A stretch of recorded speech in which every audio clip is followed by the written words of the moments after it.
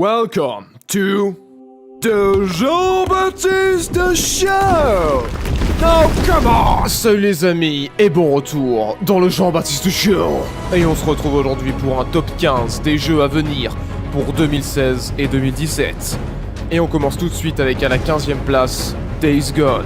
Days Gone est prévu pour 2017 et uniquement sur PS4, c'est un TPS survival qui se situe entre Last of Us et l'univers de Sons of Anarchy, et c'est un TPS en monde ouvert dans lequel on incarne un ancien biker devenu mercenaire qui va se concentrer principalement sur une campagne solo très scénarisée. L'univers est, comme je le disais, très proche de Last of Us, on pourrait retrouver beaucoup de choses similaires comme des phases de shoot et de crafting, mais ce qui a surtout impressionné à l'annonce de ce jeu, c'est le nombre ahurissant de zombies qui sont affichés à l'écran et qui rappellent fortement les zombies de World War Z. Ils agissent comme une espèce de masse gigantesque qui court après le héros, qui essaie de s'en débarrasser tant bien que mal.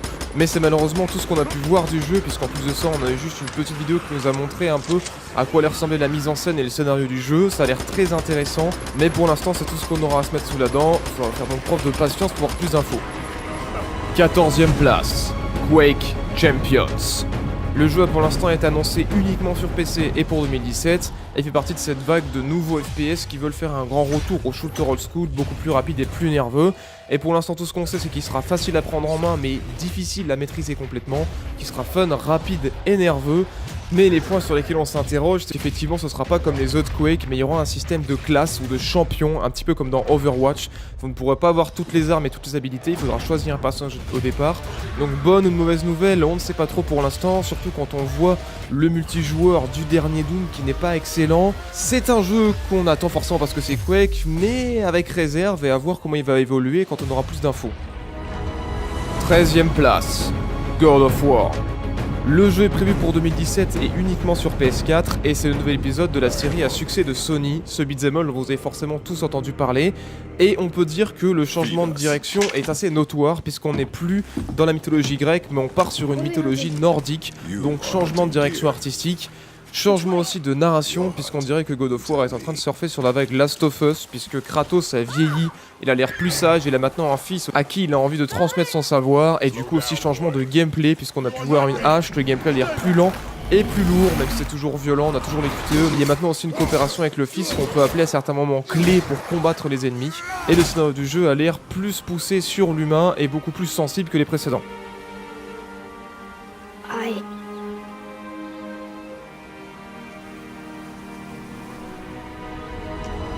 12e place, Deus Ex Mankind Divided. Prévu sur PC, PS4 et Xbox One pour le 23 août 2016, c'est tout simplement la suite de Deus Ex Human Revolution, le FPS d'infiltration dans un univers cyberpunk qui avait eu un franc succès il y a 5 ans de ça. Et on peut tout simplement dire que c'est un jeu qui s'adresse vraiment aux fans du premier épisode, puisque c'est le même jeu en mieux. On peut toujours choisir sa tactique, il y a beaucoup plus d'améliorations pour l'équipement, comme par exemple la lame explosive, il y a des quêtes secondaires plus longues et plus denses que dans le précédent épisode, il y a un changement de direction artistique, c'est beaucoup plus lumineux, les environnements sont plus ouverts, il y a plus de verticalité, il y a plus de crafting. Il y a maintenant un mode bridge en multijoueur et on nous a promis cette fois-ci qu'on pourrait faire tout le jeu en infiltration, y compris les boss. Donc plus de liberté, plus de possibilités pour replonger encore une fois plus dans l'univers de Deus Ex. 11e place, For Honor. Prévu sur PC, Xbox One, PS4 pour le 14 février 2017.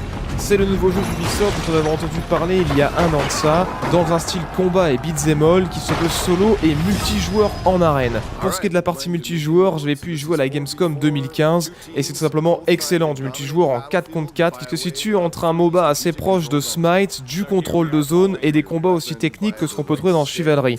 C'est super immersif, la prise en main est facile mais réussit à être très technique et très tactique.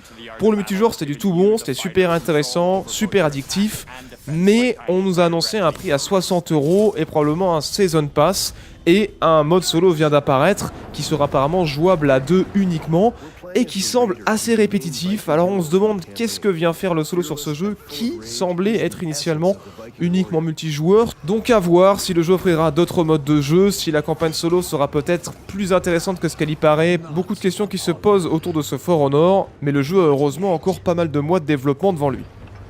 But they knew we were coming.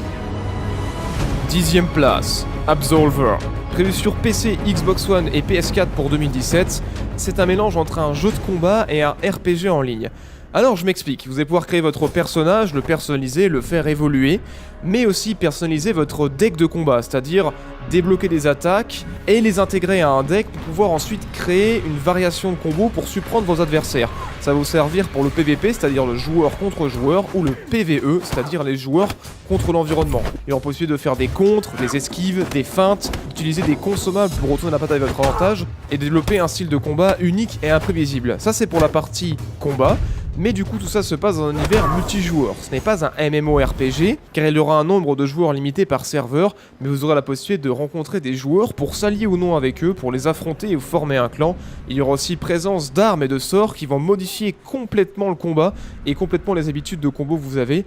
Enfin voilà, le jeu a l'air très dense, c'est très intéressant, c'est quelque chose qu'on n'avait pas encore vu jusque là. Donc si vous aimez les jeux de combat et les univers multijoueurs, je vous recommande de surveiller ce jeu de très près.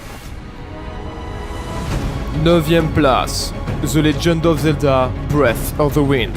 Prévu sur Wii U et NX, ce jeu d'action-aventure en monde ouvert sera la 19ème aventure de Link.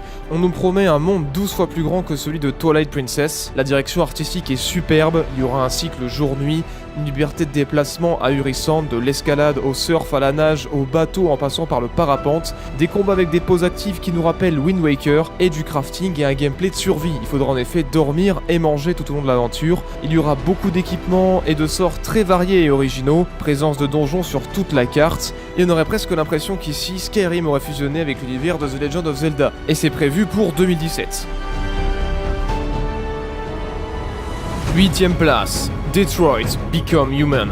Prévu pour 2017 sur PS4 uniquement, c'est la nouvelle aventure de Quantic Dream, les développeurs de Heavy Rain et de Beyond Two Souls. C'est un jeu d'action-aventure dans lequel il faudra faire beaucoup de choix qui modifieront l'histoire à court et à long terme. Le jeu va se dérouler dans un univers cyberpunk dans lequel les androïdes commencent à ressentir des émotions et à prendre conscience d'eux-mêmes. On nous promet énormément de possibilités de dialogue et d'action qui auront tous des conséquences. Il y aura plusieurs personnages jouables qui peuvent tous mourir et ce n'est pas pour autant que l'aventure va s'arrêter. Et le tout tournera sur un nouveau moteur graphique qui devrait transmettre les émotions des personnages de manière encore plus fidèle qu'auparavant.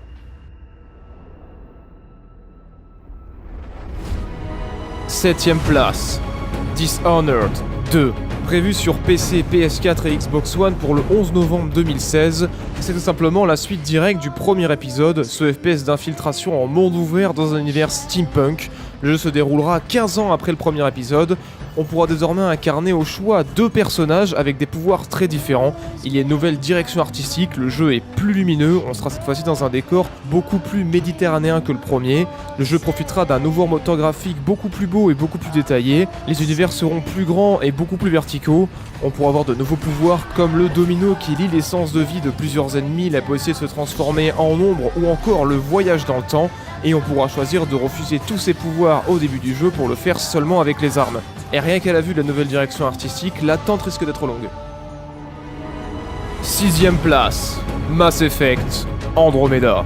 Prévu sur PC, PS4 et Xbox One pour le début 2017, c'est le 4ème épisode de la série de TPS RPG de science-fiction à succès.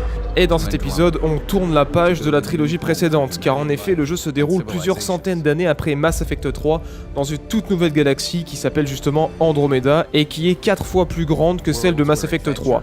On retrouvera toujours les dialogues à choix multiples avec encore plus de choix, un arsenal bien fourni, plusieurs planètes à explorer, dans des zones assez larges à pied ou en buggy, et on pourra collecter énormément de ressources sur toutes les planètes, car le but de ce nouveau jeu sera de construire des colonies pour l'humanité sur les planètes que nous découvrirons. On pourra aussi découvrir des nouvelles races avec une culture très différente, et un mode multijoueur en coopératif est aussi prévu.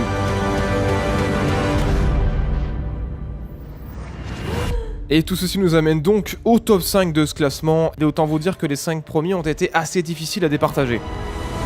5ème place, The Last Guardian. Prévu sur PS4 uniquement et enfin daté au 25 octobre 2016, c'est le célèbre jeu de plateforme avec puzzle développé depuis 9 ans chez Sony et qui est la suite spirituelle de Shadow of the Colossus. On y joue un garçon aidé d'une créature fantastique qui est entre un chat, un chien et un oiseau et qui tentent tous deux de fuir une cité abandonnée. Le comportement de Trico, la créature, nous donnera des indices pendant l'aventure sur ses émotions et sur l'environnement et les dangers qui nous entourent. Il faudra bien entendu communiquer avec lui, et le gros intérêt du jeu repose justement sur cette histoire qui va nous raconter l'amitié qui naîtra entre le garçon et la créature durant ce voyage.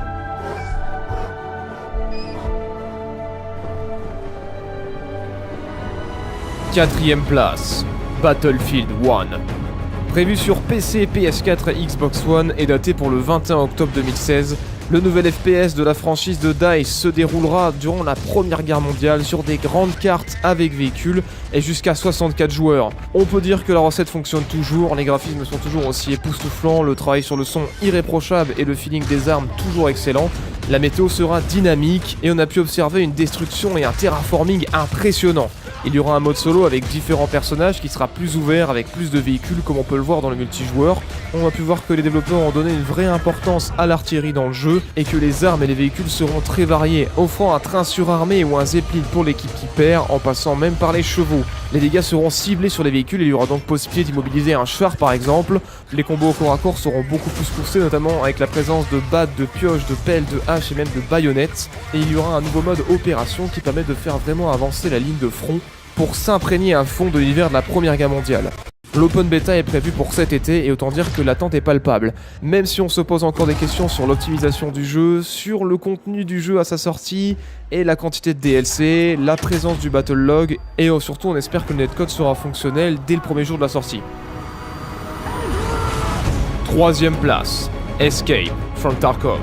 Prévu sur PC uniquement et apparemment pour fin 2016, mais il est possible que ça change. Le jeu est un savant mélange entre Arma, DayZ et Stalker. Pour la petite histoire, Tarkov était une ville en pleine expansion, mais suite à des scandales politiques et économiques, il y a eu un conflit entre l'ONU et le ministère intérieur. La ville a été encerclée et les milices privées s'affrontent au cœur de la ville. Le jeu débute 6 mois après le début du conflit et la mission est simple, s'échapper de la ville.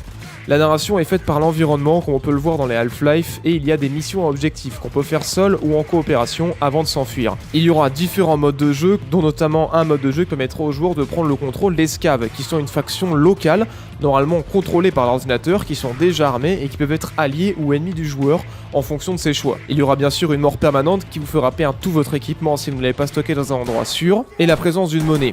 On a pu voir de grosses similitudes avec Karma, comme notamment la micro-gestion des inventaires, les postures et la balistique très réaliste, l'état de santé à gérer, notamment avec le poids de votre équipement, votre vie, votre soif, votre énergie, une personnalisation très poussée des armes avec une interface très lisible et des dégâts corporels localisés. Et bien sûr, il y aura la présence d'une expérience si vous accomplissez les missions qui vous permettront de débloquer des compétences passives.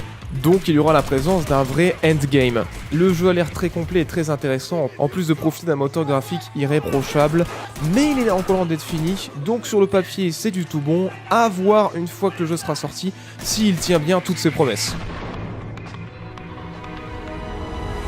2ème place, Horizon Zero Dawn.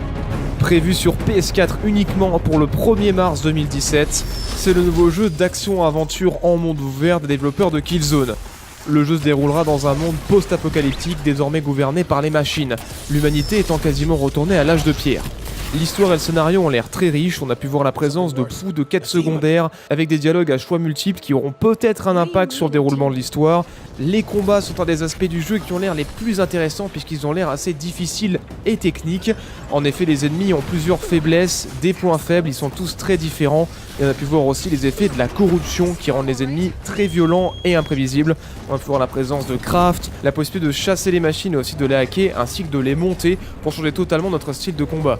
On a pu voir énormément d'objets qui offrent beaucoup de tactiques comme notamment le grappin qu'on a pu voir dans les vidéos de l'E3. Et en plus de ça, l'environnement a l'air assez destructible. Bien entendu, ce n'est pas trop le style de jeu auquel les développeurs de Killzone nous ont habitués, mais c'est ce personnage, ce scénario, cette direction artistique et ce monde post-apocalyptique gouverné par les machines ainsi que ces combats techniques qui semblent offrir énormément de possibilités qui m'ont fait placer ce jeu si haut dans ce classement.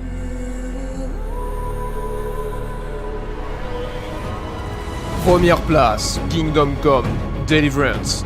Prévu sur PC, PS4 et Xbox One pour 2017, c'est un RPG à la première personne dans un monde bac à sable réaliste qui est un mélange entre un The Witcher ou Skyrim sans magie et un Chivalry, qui est développé par d'anciens membres des équipes de développement de Arma, de Operation Flashpoint et de Mafia. Ce RPG se déroule dans un monde hyper réaliste à tous les niveaux. Les possibilités de dialogue sont très importantes, on peut intimider, persuader, manipuler, impressionner, soudoyer tous les personnages qu'on va croiser durant l'aventure. Il y a un système de réputation ou de renommée auprès des villages qu'on va fréquenter, le tout dans un monde qui évolue sans cesse avec ou sans nous, c'est-à-dire que même quand vous jouez pas, le monde continue d'avancer sans vous. Si vous avez une quête que vous devez accomplir le lendemain et que vous ne faites rien, eh bien le jeu continue de tourner et il y aura des conséquences. Les choix auront un impact direct sur l'histoire ainsi que sur les quêtes secondaires. Certaines quêtes secondaires seront totalement modifiées ou disparaîtront complètement du jeu.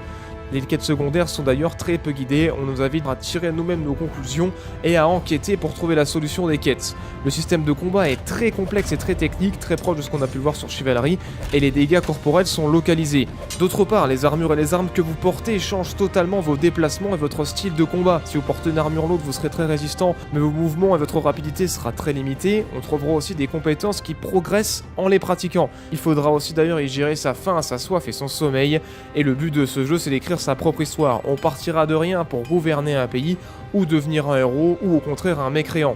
Le jeu sera découpé en 3 actes, et il est possible que dans l'acte 2 ou l'acte 3, les développeurs y incorporent un multijoueur, même si pour l'instant ce n'est que supposition. Et si j'ai placé ce jeu aussi haut dans le classement, c'est pour toutes les possibilités qu'il offre et la totale liberté qu'il laisse au joueur, que ce soit dans les quêtes, dans son style de combat, dans l'histoire qu'il veut écrire. C'est vous qui écrivez toute votre histoire dans ce Kingdom Come Deliverance.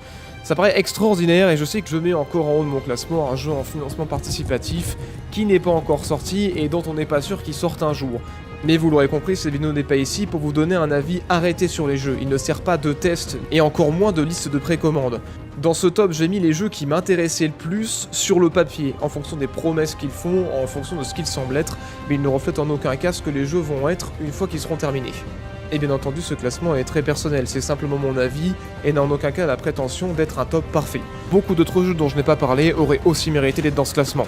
Je vous invite d'ailleurs à me dire dans les commentaires quel est vous votre top 5 ou votre top 3 des jeux que vous attendez plus pour les années à venir.